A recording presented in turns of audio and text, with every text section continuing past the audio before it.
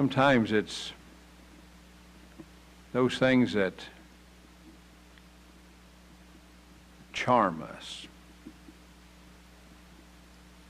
Those things that we find pleasurable. Those things which so it doesn't seem to be anything, but they can get us off track. They can cause us to lose focus.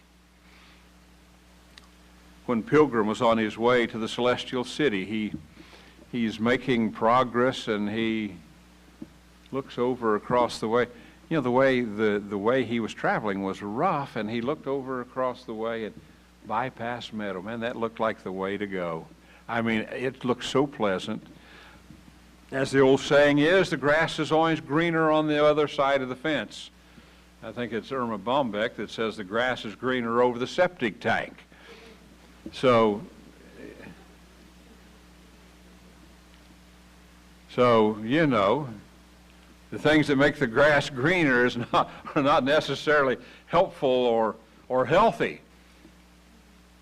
But there's something that Christian got over into Bypass Meadow. You see,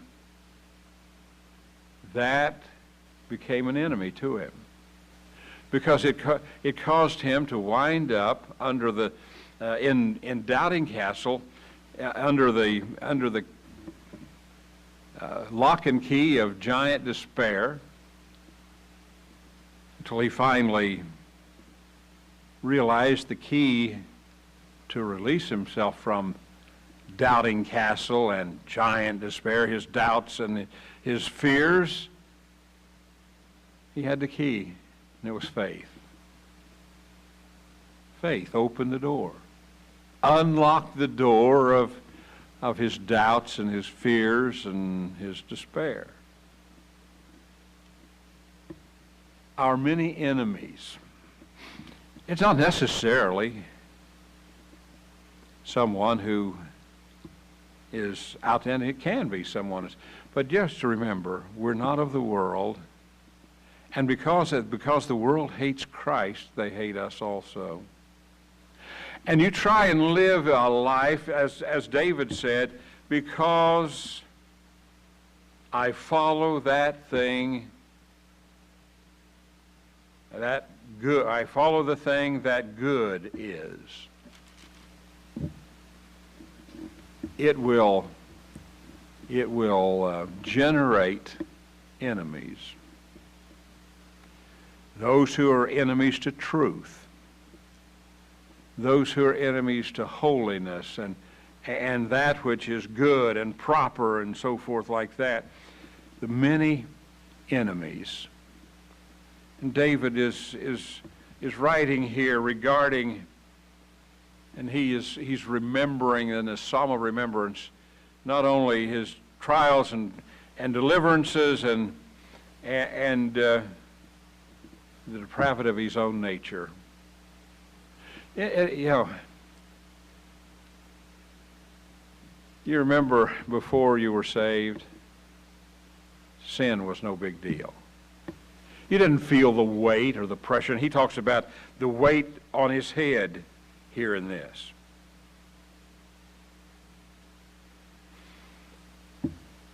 I tell you what you can do. Take a bucket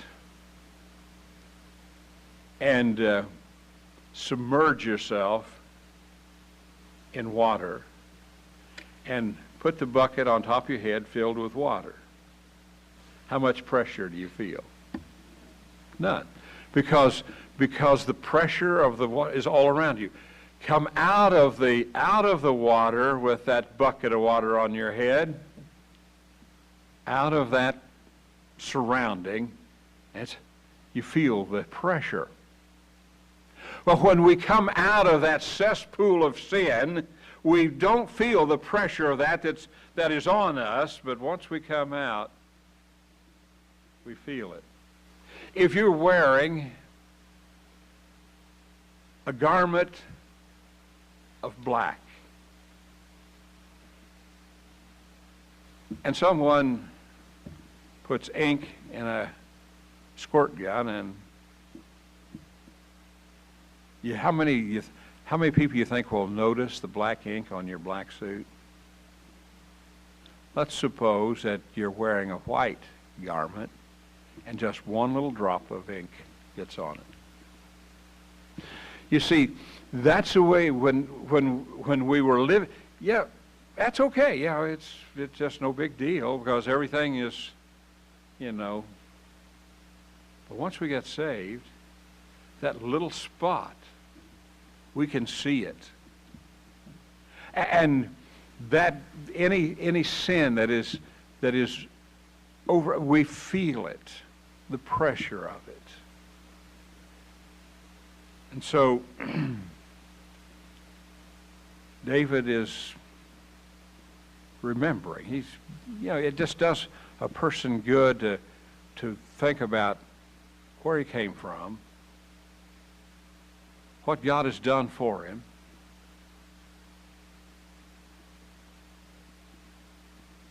and realize that in this world we have enemies. But also, he is remembering how gracious God is. How gracious he really is. Think of the patience of God in putting up with us. We used to have a little cartoon on the door down at the office, and it showed a person really frazzled and said, "I'm on my last nerve and you're getting on it."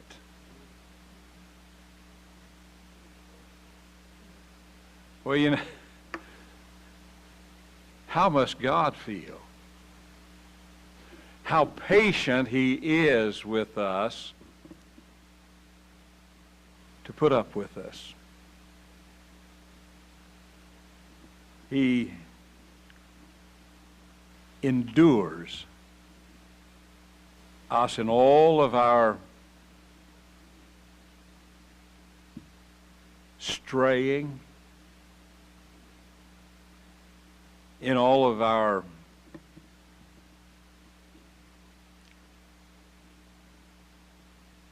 violating his principles. And think about the power of God in restraining us. I mean, what might we do if the Holy Spirit of God didn't indwell us and restrain us from going in a direction we shouldn't go, doing what we shouldn't do? It takes the power of the Almighty to keep us in line. I mean, as parents, we recognize how much, sometimes how difficult it is to keep our children in line. How much patience do we have with them when they get out of line? Do you ever feel like killing one of them?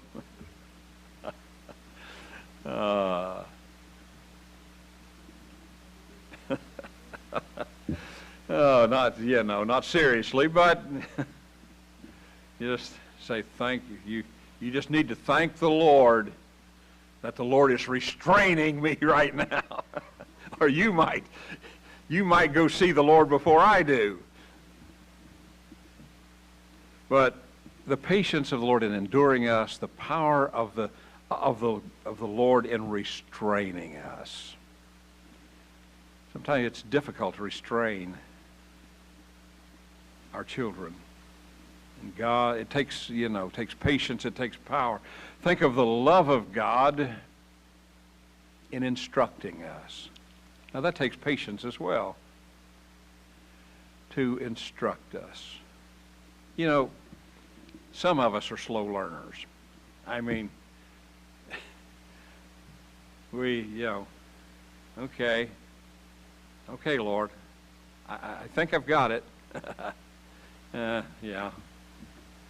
Okay, this time I really do